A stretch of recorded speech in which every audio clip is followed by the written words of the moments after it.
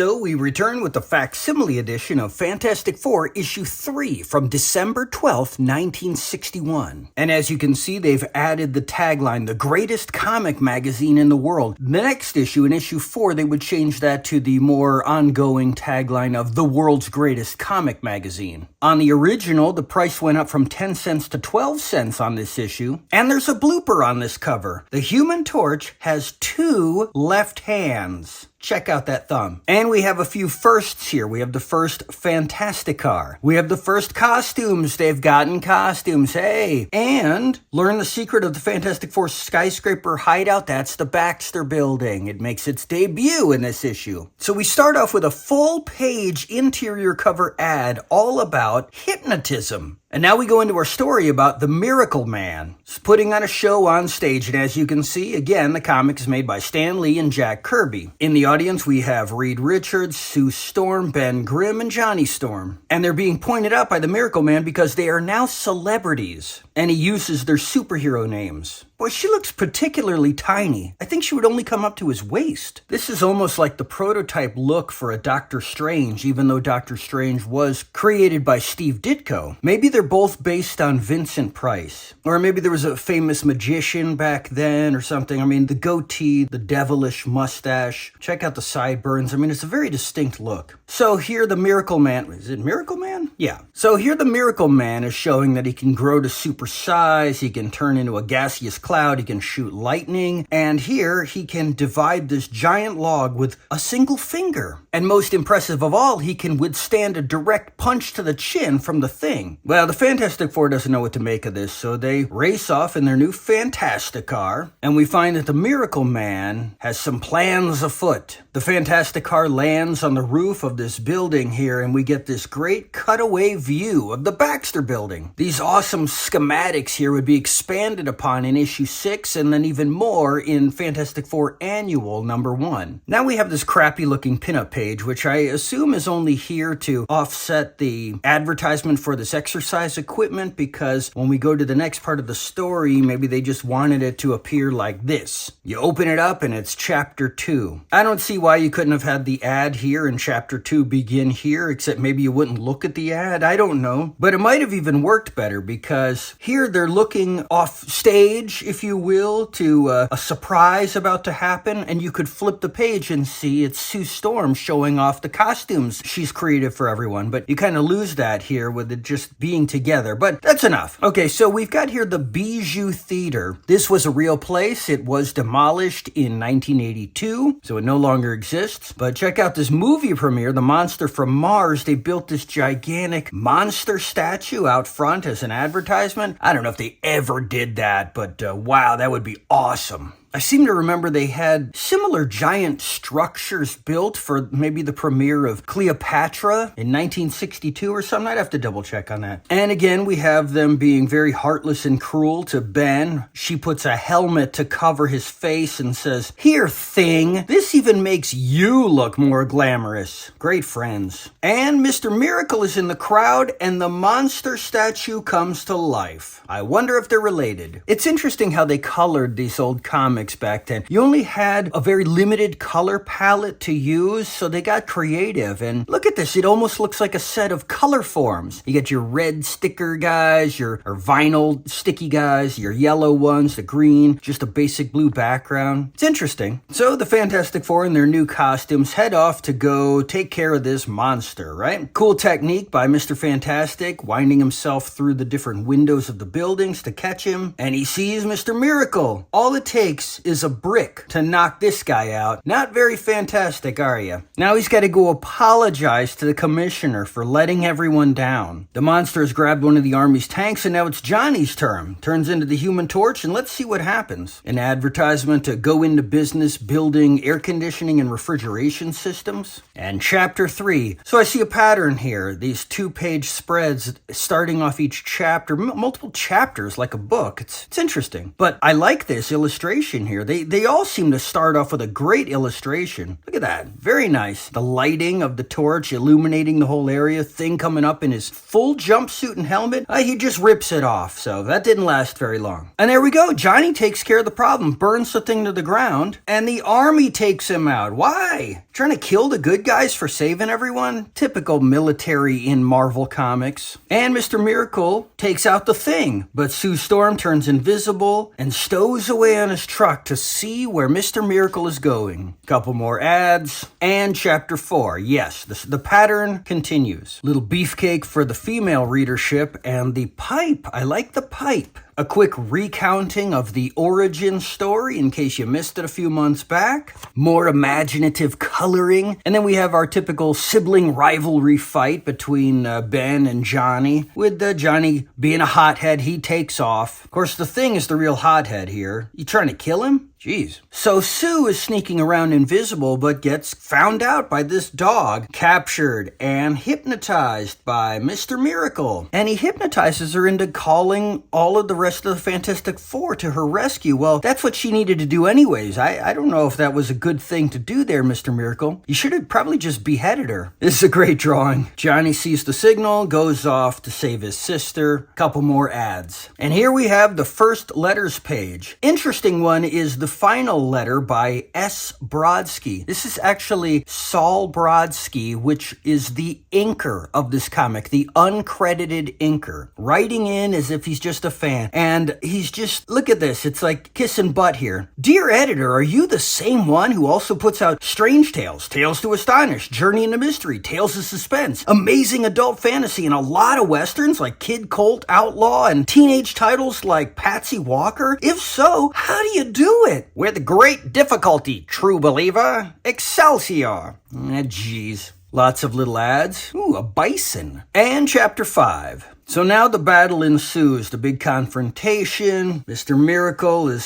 still beating everybody. Torch shows up. Oh, cool, they get in this old car. That's pretty neat. He shoots out their tire, so great use of Mr. Fantastic's power. I love that. And again, Johnny saves the day. He makes his blinding flash of light, and somehow it knocks out Mr. Miracle's hypnotism powers. That's all it took. Johnny saved everyone twice in the issue. He's like the linchpin of this team. I wonder if there was favoritism towards that character because the first published Marvel character in Marvel Comics #1 was the Human Torch, the Android version, but I don't know. So there we go. Reed mansplains to everybody that all the powers were just mass hypnosis. They weren't real powers. Everyone just thought they were. And Johnny is still upset. He takes off. And their immediate thought is that, he might turn on us. I don't know why that would happen, but it is a nice cliffhanger ending, and I'm sure they'll bring him back in the next issue or something as a threat. Overall, really fantastic issue. Now we're off and running. It's a real superhero team. All the elements that make the greatest comic magazine in the world. Jiu-jitsu, judo, cowboy stuff, hypnotism again. Just like the inside front cover, and just like Miracle Man. And then more ads for gadgets, more jiu-jitsu, and then building more stuff to have a job as a trade. And again on the back cover, an ad to become a shoe salesman. So there we have it. When this originally came out on the spinner rack back in 1961, it was accompanied by Kid Colt Outlaw, issue 103, Linda Carter, Student Nurse, issue 44, Millie the Model, issue 107, Strange Tales, issue 94, and Tales of Suspense, number 27. It would take 8 more weeks for the next issue to come out, during which there were no other Marvel superhero comics. The Incredible Hulk would make his debut 11 weeks after this issue, and that is Marvel's second superhero comic. And we still have 25 more weeks after this before we see the debut of Spider-Man, Thor, and Ant-Man, who would all make their debuts in various monster comics. Until next time.